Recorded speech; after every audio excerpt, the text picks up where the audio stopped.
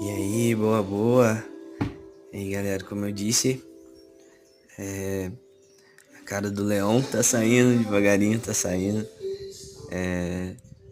Eu vim desenhando as formas dele, um pouquinho dos risquinhos da juba com uma esmeriladeira. E tô sempre acrescentando mais cimento, mas já deu pra riscar bastante, ficar bem bacana. Já tá começando a dar um formato.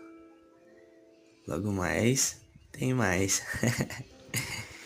Bora acompanhar aí o processo desse leão.